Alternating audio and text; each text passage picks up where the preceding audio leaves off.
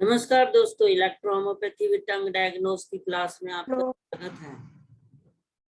इतने सारे diagnosing system होते हुए कि हमारे जैसे मॉडर्न साइंस में एमआरआई हो गए, सीटी स्कैन हो गई, अल्ट्रासाउंड हो गए, ब्लड टेस्ट हो गए, और हमारे आयुर्वेद में पल्स डायग्नोज, इलेक्ट्रोहोम्योपैथी में जो है हमारे टेम्परामेंट्स हो गए, सिम्टम्स बेस्ड हो गया, और आयरस डायग्नोज होते हुए कि टंग डायग्नोज कि क्या में ऐसी हमें इम्पोर्टेंस लगी कि हम इलेक्ट्रोहोम्योपैथी को इससे जोड़ें, क्योंकि इलेक्ट्रोहोम्योपैथी में जो सिद्धांत है वो ऑर्गेनल बेस्ड मेडिसिन है, मतलब हमारी ऑर्गन पे वर्क करती हैं, और पॉजिटिव नेगेटिव का सिद्धांत है।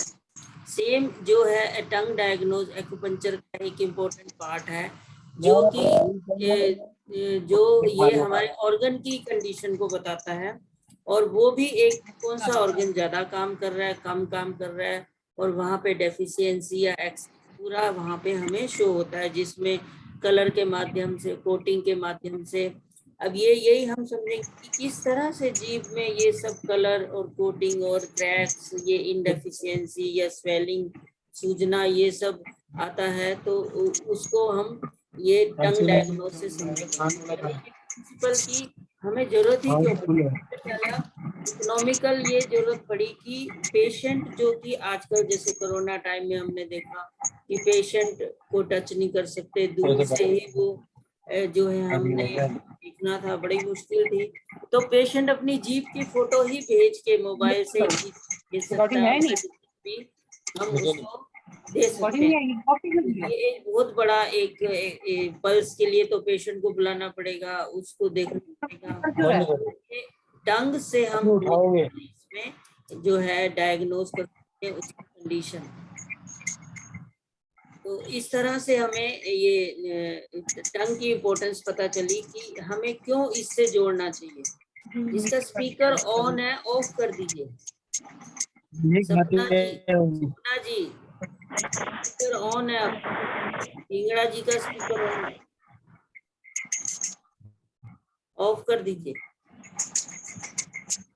तो इस तरह से हम टंग में देखते हैं कि डिफरेंट ये जो हमारे एरिया को दिखाया गया है कि सबसे पहले हम ये एक्सटीरियर इसमें कंडीशन में देखते हैं कि एक अपर इस कंडीशन में कि एक ऊपरी पोर्शन जो है ये एक्सटीरियर पार्ट को दिखाता है, कि जैसे कोई भी वेदर का अटैक है, जैसे आजकल लू चल रही है, विंड हीट अटैक है, या कोल्ड का अटैक है, या फीवर होते हैं, मतलब कोई भी वेदर अटैक, तो हमारी जीभ के इस अपर पोर्शन में ही चेंजेस आते हैं, मतलब सफेद कोटिंग आ जाती है तो वहां पे कोल्ड का अटैक हुआ है, अगर यहाँ पीली परत आ जाती है तो हीट का अटैक हुआ है।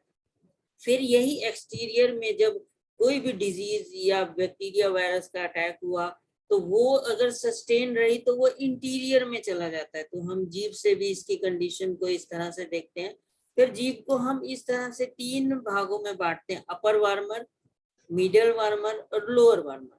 अब ये अपर, मिडल और लोअर वार्मर को हम समझेंगे कि हमारा जो डायफ्राम है, डायफ्राम से ऊपर का पूरा एरिया, हम इसको इस तरह से ये देखिए,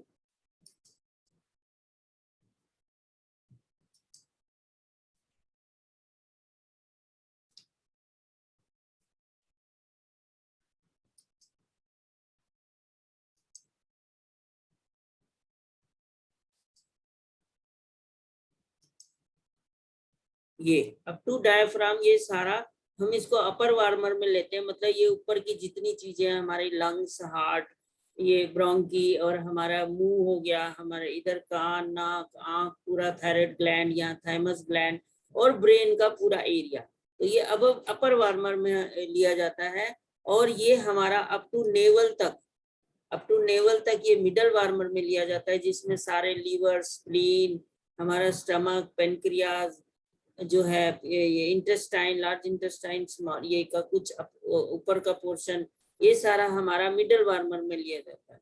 और लोअर वार्मर में बिलो नेवल, जो कि हमारी एक तरह से ये सारी जो सिस्टम है, ये लोअर वार्मर में एनस है, रेक्टम है, सिग्मोइड है, डिसेंडिंग कोलन जो है, ये सारी किडनीज हो गई।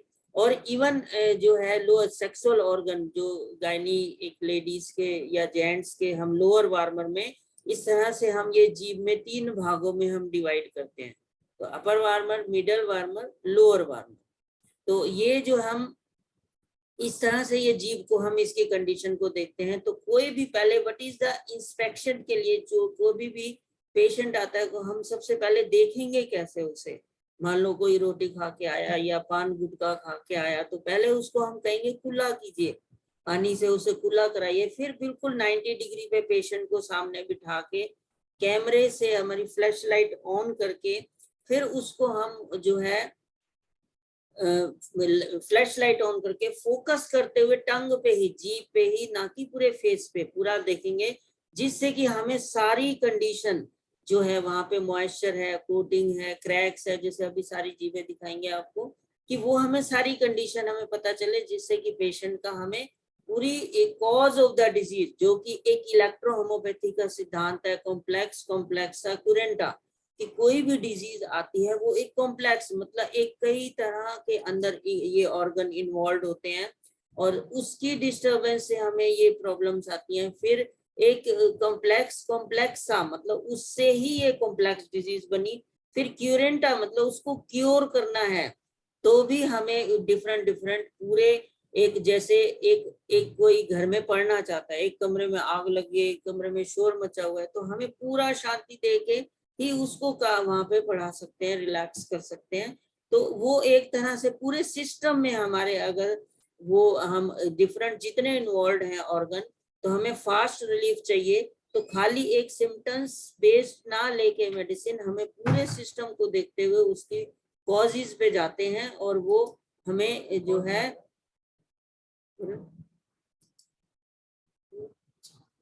वो कॉजेज पे जाते हुए हम उसकी सिलेक्शन ऑफ द मेडिसिन को चुनाव करते हैं, जो कि एक इलेक्ट्रोहोम्योपैथी का भी सिद्धांत है, कॉम्प्लेक्स कॉम्प्लेक्सा क्यूरेंटा।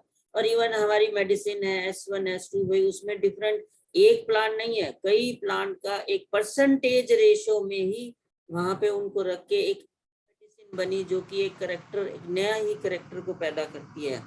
तो ये हमारी इसका इलेक्ट्रोहोम्योपैथी का सिद्धांत, सेम हम उस ऑर्गन की कंडीशन को ऐसे ही टंग पर हम देखते हुए उसको हम जो है देखते हैं। आज हम ये अपर वार्मर के ऊपर देखेंगे कि हमारे ये अपर वार्मर में जो ये 1/3 है जीभ का, कि इस पे कंडीशन में हम कौन कौन से ऑर्गन को लेते हैं।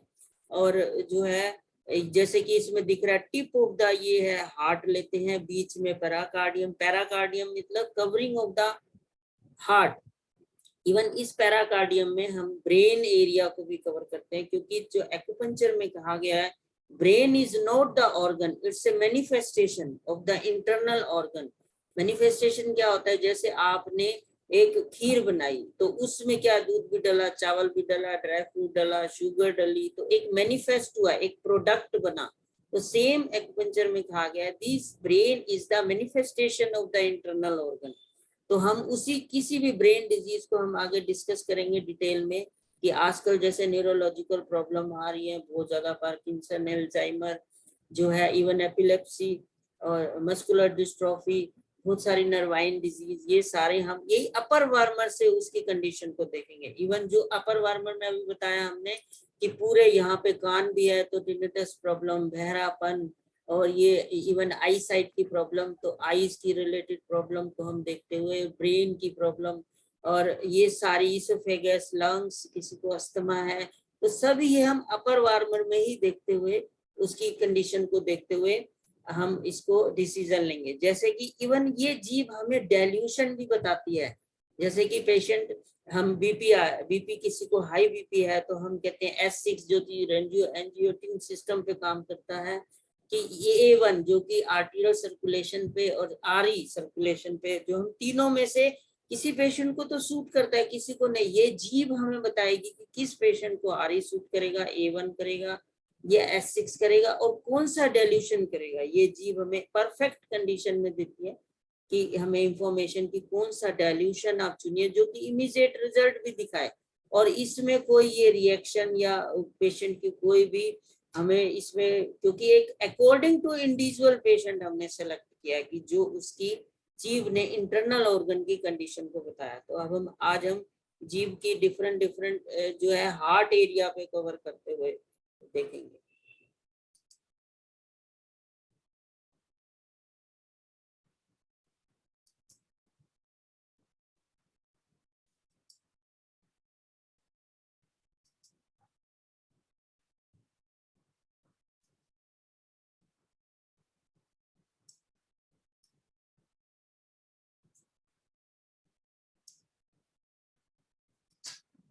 जैसे कि ये जीभ देखिए, ये बिल्कुल एक हमारी यहाँ पे येलो कोटिंग है, मिड में क्रैक है, इसको हम इनडेफिशिएंसी बोलते हैं। और जो ये येलोपन है ये ह्यूमिड हीट बोला जाता है, मतलब इस पेशेंट का फैटी लिवर है, इस हिसाब से हम देखते हुए। और हमें अभी आज हम इस अपर वार्मर की बात कर रहे हैं। अपर वार्मर मतलब जिसमें हम स्पेशली हार्ट की डिफरेंट डिजीजेस को हम कैसे हम इसको देख सकते हैं।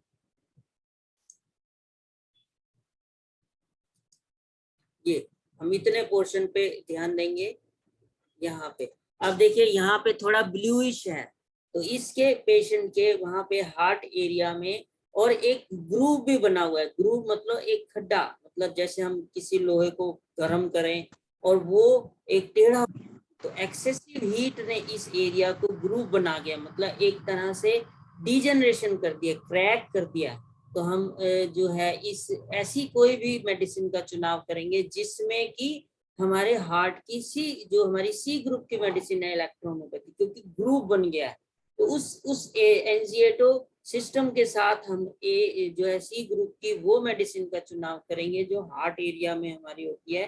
तो हम इसमें देखते हैं कि अगर हार्ट के जो है वॉल्व इन्वॉल्व है तो हम उसमें सी लेवल लेंगे। अगर खाली उसमें जो है सिंपल एक स्टार्टिंग लेवल की डिजीज है और स्टेग्नेशन है, तो हम यहाँ पे सी वन ले सकते हैं कि अभी एक लो लेवल पे ही है, कि अभी कोई इतनी डिजेनरेशन नहीं हुआ है, क्रैक नहीं आया है। इवन जब क्रैक आ जाए तो हमारी डिजेनरेशन की जो मेडिसिन इलेक्ट्रोहोम्योपैथी में कही गई है वेन वन। तो अगर यहाँ यही क्रैक, यहाँ पे ग्रूव बहुत ज्यादा होता है, जैसे कि अभी आपको दिखाएंगे, ये देखिए ये एक ग्रुप भी बन गया और क्रैक भी बन गया। तो यहाँ पे कोई भी ऐसी मेडिसिन जिसमें कि वेन वन का इंक्लूडिंग हो तो वो चुना जाएगा। जैसे इसमें वेन वन जो होता है सबसे मेन इस कंडीशन में इलेक्ट्रोहोम्योपैथी में, कि हमें इस मान लीजिए इस पेशेंट को हाई बीपी है और हमें इमीडिएट उसको विद इन ए डेज में, विद इन ए आवर्स में उसको रिजल्ट देना है। देखिए एक कहा गया है कि कोई भी गाड़ी किसी गाड़ी को तभी ओवरटेक कर सकती है जब उसकी स्पीड ज्यादा हो। तो जैसे ही आप पेशेंट को फास्ट रिलीफ देंगे, रिजल्ट देंगे कि वो एक तरह से इमीडिएट उसे रिलैक्स हो, और जो मेडिसिन खाई जैसे एलोपैथी की तरह की वो डाउन हुआ, इससे भी पहले हमारी इलेक्ट्रोहोम्योपैथी काम करे। तो हमें ये कंडीशन देखते हुए उसका सिलेक्शन ऑफ द जो है मेडिसिन का चुनाव करना पड़ेगा।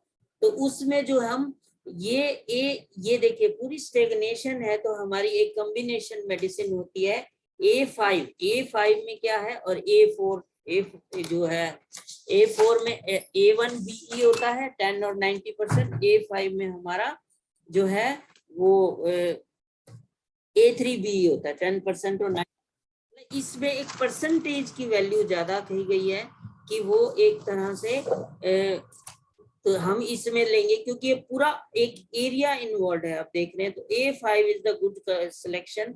A1 A3 जिसमें 10% हो, BE 90% हो, उसको अगर हम इसमें देखिए स्टेग्नेशन और देखते हुए कि हमारा एक तरह से अगर 10th डाइल्यूशन में जाए, क्योंकि बहुत ज्यादा यहाँ ब्लूइश है, और उसको वो ड्रॉप दें, और इवन बहुत ज्यादा उस समय डिस्टर्ब है, उसको एंजाइना पेन हो रहा है, क्योंकि ये ब्लूइश एंजाइना पेन की तरफ भी शो करता है पेशेंट का, और उसे आप जो है 5 ड्रॉप एवरी आवर इवन पिलाएंगे तो देखिए विद इन आवर्स उसका पेन भी रिलैक्स होगा, बीपी भी डाउन होगा। फिर उसको हम कॉन्स्टिट्यूशन रिलेटेड मेडिसिन को देखते हुए उसका बीपी रिलेटेड मेडिसिन को चुनेंगे और उसको रिलैक्स करेंगे। ऐसे जो बीपी में हम S6 लेते हैं, रेंजियो एंजियोटिन सिस्टम, ये जो है रेनिन एंजियोटिन सिस्टम, ये पीली परत जो है लोअर साइड में, जैसे कि हमने देखा था हमारी जो लोअर साइड में ये जीभ में देखिए यहाँ पे किडनी एरिया आता है, ये लिखा है किडनी एरिया।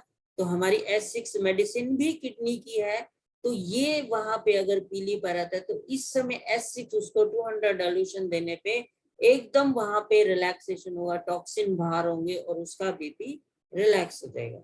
और इधर से हमने A5 उसकी ब्लूइश टंग के लिए दिया था जो है यहाँ पे।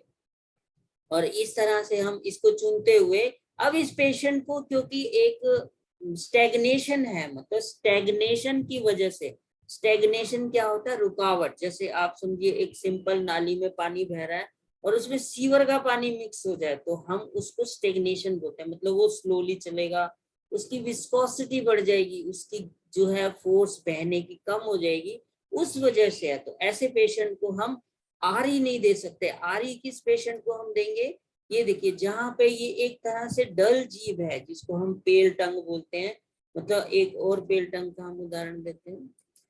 ये देखिए बिल्कुल पेल, बिल्कुल एक उभरी हुई, मतलब एक टाइटनेस नहीं है, इसको इसमें लॉ बोला जाता है spleen hold the fluid, spleen note the organ, spleen मतलब लिम्फेटिक सिस्टम, कि वहां पे इतना डाउन हो गया कि वो एक जगह जगह से थुलथुली ढीली ढाली हो गई है। इस पेशेंट की सर्कुलेशन, जैसे एक आप इमेजिन कीजिए एक पाइप है, टेढ़ा मेढ़ा है, जगह से कहीं पे सकरा है कहीं पे वो, तो उसका सर्कुलेशन फॉल्ट होगा। तो इस पेशेंट को अगर हम आरई देंगे वही 200 डाइल्यूशन में, इमीडिएट उस पेशेंट का हाई बीपी डाउन होगा। अगर लो है तो कैसे, तो उसको हम आरई पॉजिटिव में भी इस पेशेंट को दे सकते हैं, पर इस स्टेग्नेशन वाले को नहीं देते। देखिए इसकी भी बहुत स्टेग्नेशन है, ऊपर ये लाल लाल दाने। एक वर्ड हम बोलते हैं हीट, हीट मतलब फायर, जैसे मार्च अप्रैल की गर्मी, और एक हॉटनेस मतलब जून जुलाई की गर्मी। तो ये जो दाने हैं मतलब हॉटनेस हो गई है वहां पे, बहुत ज्यादा वहां पे गर्मी बढ़ गई है। तो ये पूरे एरिया में हम इसको देखेंगे, ये देखिए यहाँ पे पूरा ये लाल लाल दाने, तो ये भी स्टेग्नेशन है, ये भी बी ही करेगी, पर वो उतनी ज्यादा नहीं, पर डीप रूटेड है। तो इसका हमारा 6th डाइल्यूशन से भी वो A3B हम देंगे, उससे भी काम चल सकता है, पर वो बहुत ज्यादा थी तो उसमें 10th लिया। मतलब इवन जीव हमें डाइल्यूशन भी सिलेक्शन बताती है कि कौन सा सिलेक्शन। अब ये देखिए यहाँ भी एक रेडिशनेस है। अब इस पेशेंट की हमें ये ब्लूइशपन हटाना है, तो ये 3rd डाइल्यूशन से भी काम हो जाएगा, क्योंकि ये हमारा जो है, यहाँ देखिए इतना एक तरह से फायर है, हीट है, हॉटनेस नहीं है। तो हम यहाँ पे हमारा वो जो A5 हमने दिया, A1 A3 10%, BE 90%, उसका हम 3rd डाइल्यूशन से भी इसके हीट घटा सकते हैं और उसका बीपी डाउन होगा। अब ये देखिए इसकी भी यहाँ पे पीली परत है जो हमने दिखाया कि वहां पे किडनी एरिया है, इंटेस्टाइन एरिया है। तो इसको हम S6 जो हमने चुना था उससे ज्यादा इसमें काम करेगा। S13 में क्या है, S6 है, F1 है, WE है, जो है वो एक तरह C17 जो कि 5% है। जितनी जो चीज जो एक C17 है, मतलब एक हमारी एक्सक्रीटरी सिस्टम की मेडिसिन है, हमारी एंडोक्राइन ग्लैंड्स की मेडिसिन, ग्लैंड्स की भी मेडिसिन है। तो ये सारी गंदगी उठा के बाहर फेंकेगी, क्योंकि सबसे अच्छा डॉक्टर वही कहा गया है जो सबसे अच्छी सफाई करवाए, सफाई कर्मचारी, तो वो डॉक्टर। तो ये इस पेशेंट की जब तक ये सफाई नहीं की जाएगी, मतलब यही ब्लड, अब ये ब्लड कैसे घूम रहा है इसको हम थोड़ा सा हम एक तरह से ये समझेंगे। ये हमारा लिम्फ सिस्टम क्या होता है जिसपे इलेक्ट्रो होम्योपैथी काम करती है, ब्लड और लिम्फ। आप देखिए हार्ट से यहाँ से जो हमारा ये ब्लड यहाँ से ये सर्कुलेट होता हुआ ये पूरी बॉडी में गया, ये आर्टरी से होता है, आर्ट्रियोल्स में यहाँ कैपिलरीज आती हैं, कैपिलरीज जो छोटी छोटी हमारी जो है जहाँ एंडिंग, जो फिर ऑर्गन को ये फ्रेश ब्लड सप्लाई करती है। उसके बाद यहाँ कैपिलरीज से ये ब्लड ट्रांसफर होता है, फिर ये वेन्स जो कि एक हमारा टॉक्सिन जो ब्लड यहाँ होता हुआ वापिस हार्ट में आता है। पर यहीं से, क्योंकि अगर हमारी जो ऑर्गन से गंदगी आई, टॉक्सिन आए, वहां पे मॉलिक्यूल्स, लार्ज मॉलिक्यूल्स भी होंगे, प्रोटीन मॉलिक्यूल्स, और वो यहाँ से गुजर नहीं सकते वेन से। तो एक एक तरह से ये पैरेलल सिस्टम लगाया हुआ है, जैसे कि इमेजिन करें हमारे घर में एक ताजे पानी की लाइन है और एक साथ में सीवर की लाइन जो कि ये चलती हुई यहाँ से लिम्फेटिक कैपिलरी से यहाँ एक लिम्फ वेसल बनेंगे, फिर ये लिम्फ नोड क्या होता है, जैसे हमारे हर जोड़ में, जैसे हमारे काख जो हमारे अंडर आर्म्स के नीचे नोड्स हैं, हमारे टॉन्सिल्स हैं, ये भी लिम्फ नोड्स हैं, इंग्वेल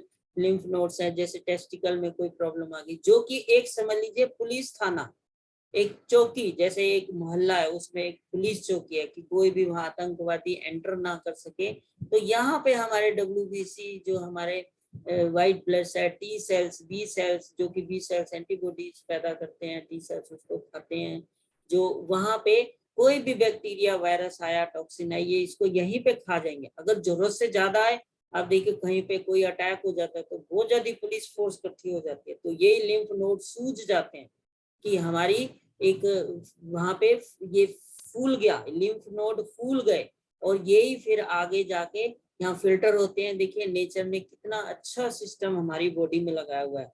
पर आप इमेजिन कीजिए कि ये जो है हमारा ब्लड, फ्रेश ब्लड सर्कुलेशन यहाँ आया, इसके लिए तो नेचर ने एक मोटर लगा दी, हार्ट पंपिंग सिस्टम। अब एक आप सोचिए कि एक यहाँ से ग्रेविटेशनल फोर्स से होता हुआ ऊपर भी जाता है, तो एक बीच बीच में वॉल लगे हुए हैं कि वो आगे पंप करते रहते हैं, और फिर ये वेन से, यहाँ पे भी इंटरनल वॉल होते हैं कि जो ऊपर की तरफ ही खुलता है, नीचे नहीं, फिर यहाँ का ये ब्लड यहाँ गया, फिर यहाँ फिर वॉल, फिर ये, इसी को जब यहाँ पे टॉक्सिन इकट्ठे हो जाते हैं, कि जब ये एक्सेसिव टॉक्सिन और लिम्फ में गंदगी बढ़ने से हमारी जो है यहाँ पे यही जीभ में हमें शो करती है कि वहां पे रेडिश पन आ गया, वो येलो कोटिंग आ गई, मतलब हमारा लिम्फ भी दूषित हो चुका है ये, और वो ब्लड के साथ मिलके वही पूरी गंदगी ब्लड में घूम रही है और हमारे जीभ पे वहां पे शो होती है, क्योंकि जीभ हमारी एक फाशिया सिस्टम से जुड़ी हुई है, पूरी टो से हमारी जो है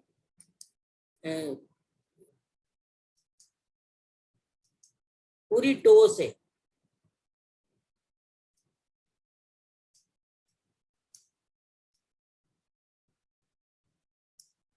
ये देखिए ये पूरा हमारा पैर के टो से पूरी एक फाशिया क्या होता है, एक बैंड होता है एक तरह से, जैसे ये हमारी नर्व्स ब्लड वेसल्स हैं, और ये एक तरह से कवरिंग है, या देखिए हमारी एक स्किन जैसे हमारी समझ लीजिए एक कवरिंग है, उसके नीचे मसल्स हैं, तो बीच में एक गद्दी जिसमें फैट लेयर्स होती हैं, वहीं हमारी नर्व्स ब्लड वेसल्स होती हैं, और वो नर्व्स के रिसेप्टर्स होते हैं जो कि हमारे मसल्स में यहाँ पे एक तरह से उसकी मूवमेंट पैदा करते हैं, एक्शन पोटेंशियल को पैदा करते हैं। ये देखिए फाशिया सिस्टम में, इसी में ये कि हमारा यहाँ पे नर्व्स जो है, यहाँ पे एक सिग्नल आया ये न्यूरॉन से होते हुए, तो बीच में साइनेप्स लगे हुए हैं, मतलब एक ये न्यूरोट्रांसमीटर जो यहाँ पे एक पैदा होता है, केमिकल न्यूरोट्रांसमीटर्स जो है, वो ये रिसेप्टर्स, ये जो रिसेप्टर्स दिख रहे हैं यहाँ पे, उसको एक्शन पोटेंशियल, जो कि वहां पे सोडियम पोटेशियम क्लोराइड सारा इंटरचेंज होता है, ओटीपी का यहाँ सेल में निर्माण होता है।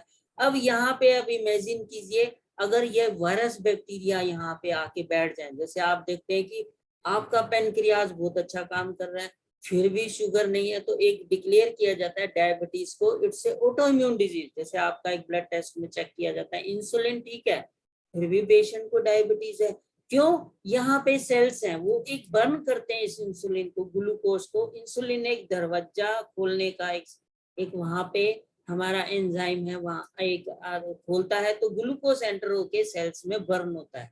अगर ये बर्न यहाँ नहीं खुलेगा तो ये बर्न नहीं होगा, ओटीपी का निर्माण नहीं होगा, हमारे ऑर्गन को एनर्जी व ताकत नहीं मिलेगी। और यही हमारे बैक्टीरिया वायरस जब इन न्यूरॉन के ये जो रिसेप्टर पर बैठ जाते हैं, तो वहां पे काम नहीं होने देते, उसको एंटर नहीं होने देते, तो वो फंक्शनिंग लो हो जाती है, जिसको हमारे एक्यूपंक्चर में कहा गया है यांग डेफिशिएंसी। मतलब इस तरह से जीभ पे ये शाइनिंग आ जाएगी, चमक पैदा हो जाएगी। वहां पे आप ये देखिए हमारे घर में कहीं पे मोटर खराब हो जाए तो वहीं पानी इकट्ठा हो जाएगा, और ये शाइनिंग और चमक वही पानी की कलेक्शन को दिखा रही है। अब ये किस किस एरिया में हुई, ये एरिया की, मतलब वहां के रिसेप्टर पे ये बैठे हुए हैं। तो ये आप देखिए यहाँ पे इस पिक्चर में कि ये एरिया हमारा जो है लीवर एरिया है, इधर से लीवर गॉल ब्लैडर, बीच में स्टमक स्प्लीन। तो इस पेशेंट की ये देखो शाइनिंग यहीं पे है लीवर एरिया में, मतलब ये जो रिसेप्टर्स हैं इसी लीवर एरिया के टर्मिनल पे बैठ गए, उसकी स्लो फंक्शनिंग कर दिया, जिसको हम जो है वहां पे वो पूरा जो लीवर का काम है मेटाबोलाइज, जो है हमारा स्टोरेज करना नरिशमेंट को, एक जब हम हमारा बॉडी है एक एक तरह से पुराने जमाने में जो चलती थी कोयले वाली गाड़ी की, कोयला डालते रहते थे, एनर्जी बनती थी तो गाड़ी चलती थी, सेम हमारी बॉडी में एक स्टोरेज ये लीवर कर लेता है जो हम खाते हैं, फिर बॉडी के सेल्स को कंटिन्यूस सप्लाई ये लीवर ही करता है। तो ये लीवर जो है बहुत अच्छा यहाँ अब ये शो कर रहा है, इसकी फंक्शनिंग स्लो हो गई है क्योंकि इसके रिसेप्टर पे वो जो सिस्टम वहाँ पे न्यूरॉन्स, वहाँ पे बैक्टीरिया वायरस आ गए। तो इसके लिए हमें मेडिसिन बहुत अच्छी दी है हमारे मैटी जी ने, वेन4, जिसमें कि A2 वेन1 वर1, मतलब एक जो बैक्टीरिया वायरस की जो एक हमारी म्यूकस मेम्ब्रेन की वर1 है, वेन1 वहां लिया जाता है, कहीं डीजनरेशन हो गई है। अब ये एक तरह से यहाँ पे लीवर एक कड़ा हो गया, सख्त हो गया, क्योंकि उसमें फ्लेक्सिबिलिटी नहीं रही, क्योंकि ये न्यूरोट्रांसमीटर हमें रिलैक्स करते हैं, कॉन्ट्रैक्ट करते हैं, हमारा फंक्शन चलता है। और ये जो हमारा लिम्फ सिस्टम है अब पूरी बॉडी में कब घूमेगा, जब ये मूवमेंट होगी, रिलैक्सेशन होगी, यही फंक्शनिंग ठीक होगी।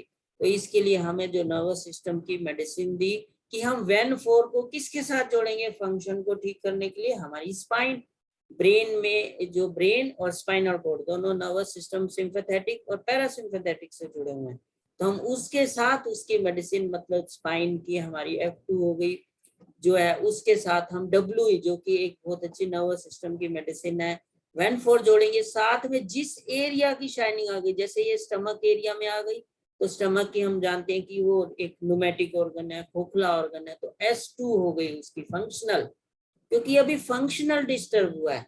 तो इस तरह से हम जीभ हमें पूरा डेल्यूशन बताती है, पूरा हमें जो है ये एक तरह से फंक्शनिंग बताती है कि कहाँ डेफिशिएंसी है, एक्सेस है, वहाँ ब्लॉकेज है, वहाँ कॉन्स्टिट्यूशन। तो ये हार्ट की हम डिफरेंट डिफरेंट तरह की हम जो है वहाँ पे कोई ब्लॉकेज हो गई है, कोई आर्टरी ब्लॉक है, एथियोस्क्लेरोसिस है, लो बीपी है, हाई बीपी है, वेरिकोज वेन्स है, सब जो हार्ट से ये कनेक्टेड है। ये पूरी क्लास में समझाया जाएगा कि हार्ट के बहुत सारे फंक्शनिंग होते हैं कि वो हम किस तरह से उसको जो है हार्ट गवर्न्स द वेसल्स, मतलब एक होल्ड द वेसल्स, और even heart house the mind, मतलब एक साइकोलॉजिकली भी हम उसको सारी प्रॉब्लम को सॉल्व कर सकते हैं। जैसे कि हम एनर्जी वाइज देखें,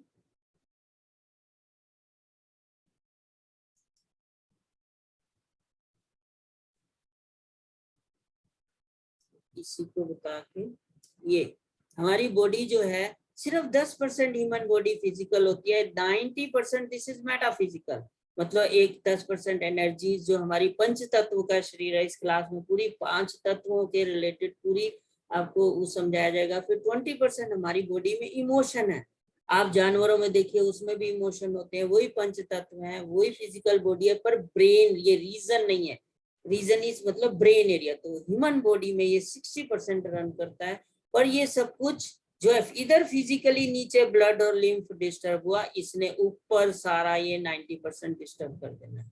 तो इस तरह से ये जो है हम देखते हुए इस वही ब्लड और लिम्फ सिस्टम बेस जो इलेक्ट्रोमोपैथी का, उसको क्लीन करते हुए, जीव को देखते हुए हम इसका इसी के रिलेटेड ये सेमिनार है। उसके आप इस तरह से सही डायरेक्शन और मेडिसिन का चुनाव करना चाहते हैं तो आप इसको ज्वाइन कर सकते हैं, जिसमें कि आगे 20 मई को स्टार्ट होगा। Thank you. अब कोई क्वेश्चन है आप पूछ सकते हैं अपना।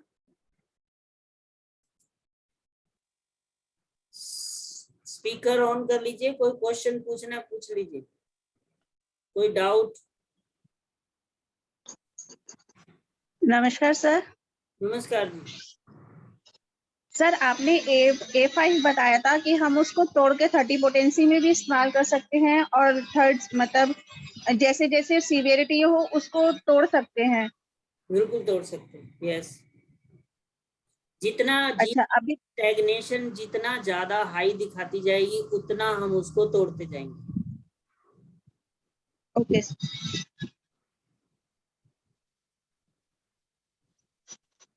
जी, पर देखिए जितना हम लाइट में जाते हैं और वो एक तरह से मेटाफिजिकली एनर्जियों को छेड़ता है, मतलब बॉडी के 90% पार्ट को, जितनी हाई पोटेंसी जो कि कहा गया है कि इतनी हाई पोटेंसी नहीं यूज कर सकते, पर उसी को अगर हम ये सपोर्ट दे दें 10% फिजिकल का, तो ये ऊपर के पूरे 90% को कवर कर लेगा। मींस हमने जो A3B दी, मान लीजिए 200 दी, मान लीजिए 1000 पोटेंसी दी, एकदम क्लीन करना है, वहां स्टेग्नेशन भरी हुई है कि पेशेंट बिल्कुल क्रिटिकल कंडीशन में, इवन जो है उसके साथ अगर हम A3 की पिल्स भी जोड़ देंगे कि उसने ऑर्गन को बिल्कुल ढीला कर दिया, रिलैक्स कर दिया, पर इधर से हमने ग्लूकोज के रूप में, मतलब एक ग्लोबुल्स दे या आजकल डिस्किट्स आते हैं, वो उसमें A3 जो है उसमें D3 से हम बना के उसको साथ में पेशेंट को फिजिकली भी सपोर्ट करें, तो ये 100% बॉडी पूरी सपोर्टेड हो जाएगी, जो कि 90% तो हमें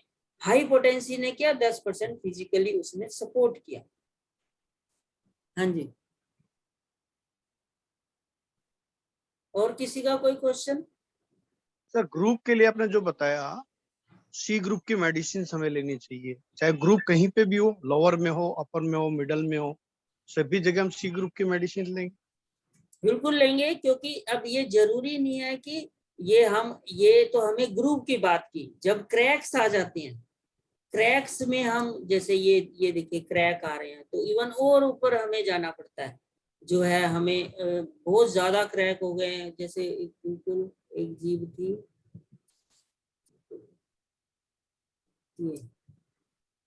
ये यहाँ पे हॉरिजॉन्टल क्रैक है, ग्रूव है, मतलब ग्रूव होगा तो थोड़ी कम पोटेंसी, क्रैक हो गए तो और हायर पोटेंसी में भी जाके उसको हम एकदम सपोर्ट कर सकते हैं। सिलेक्शन सी ग्रुप की मेडिसिन की होगी? यस, करेक्शन हमेशा ग्रुप सी ग्रुप, क्योंकि लोहा टेढ़ा तभी होता है जब खूब आग लगती है, गर्मी बढ़ती है। स्ट्रक्चरल लॉस हो गया ना उसका, जैसे ये देखिए स्ट्रक्चर लॉस कब होगा? जब उसे आग पे रख दोगे। ऐसे आप लोहे को टेढ़ा कर सकते हो? नहीं कर सकते। आग पे रखने से होगा ना, मतलब ब्लड में हाई एसिडियोसिस बढ़ गए, हीट बढ़ गई कि उसने उसको वहां पे ग्रूवनेस को पैदा कर दिया।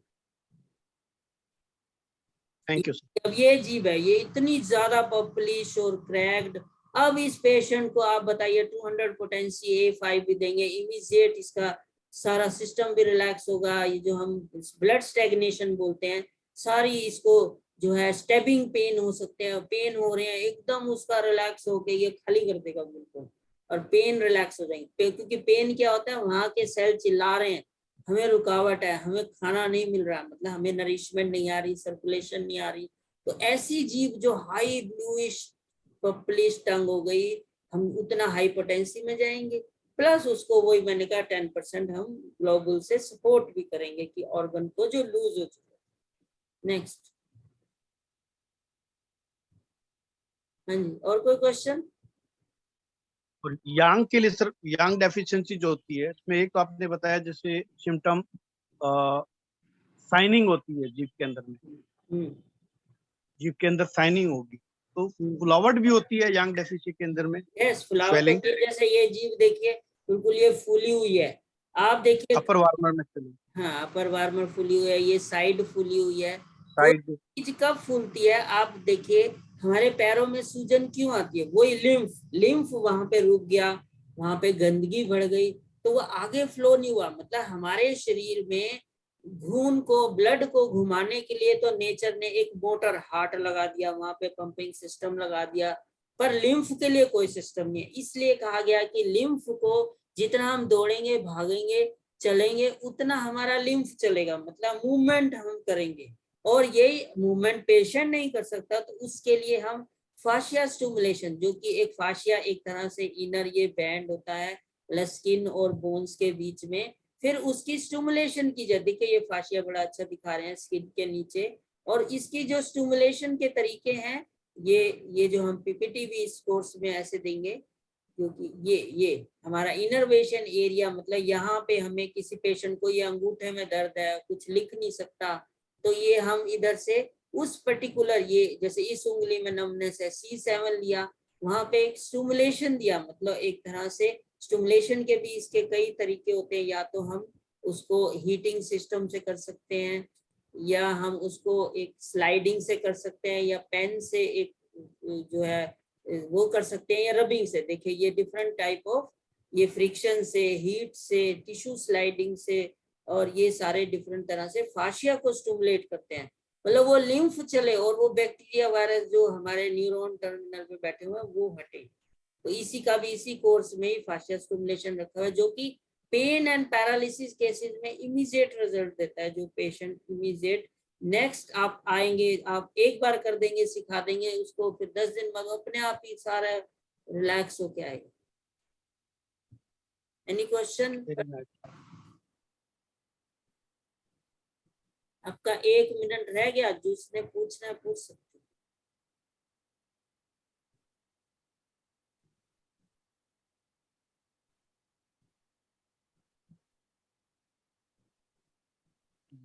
ये देखिए पूरी बॉडी में एक फाशिया सिस्टम से जुड़ी हुई है। आप इधर से किसी को खींचेंगे तो पेशेंट को ये नी में, मतलब ये फाशिया में समझाया जाता है, लाइंस होती है कि लेफ्ट नी में पेन है तो राइट शोल्डर तक उसको वो होगा, और ये वहां पे कनेक्शन ये फाशिया स्टिमुलेशन में सिखा। ठीक है, धन्यवाद। Very interesting. ऑपोजिट में होगा। यस, ऑपोजिट में आता है, और ये फाशिया स्टिमुलेशन, ये लाइंस इसको सिखाई जाती है, डिफरेंट लाइंस होती हैं इसमें। ये देखिए, ये डीप फास्ट फ्रंट लाइन है, ये फंक्शनल लाइन है, बैक लाइन है, इसमें ये superficial front line, back line, lateral line, और ये स्पाइरल लाइन, आर्म लाइन। तो जब तक हम वो इस नी घुटने लेफ्ट को खोलने के लिए राइट शोल्डर पे भी नहीं करेंगे तो ये नहीं होगा, क्योंकि ऑपोजिटली वो कंट्रोल हो रहा है एक दूसरे से। तो ये सारा पैरालिसिस पेन केसेस में पूरा इसमें आएगा कोर्स में, यही 4 मंथ 48 क्लासेस में, जो कि आप जुड़ सकते हैं अपनी नॉलेज को बढ़ा के पेशेंट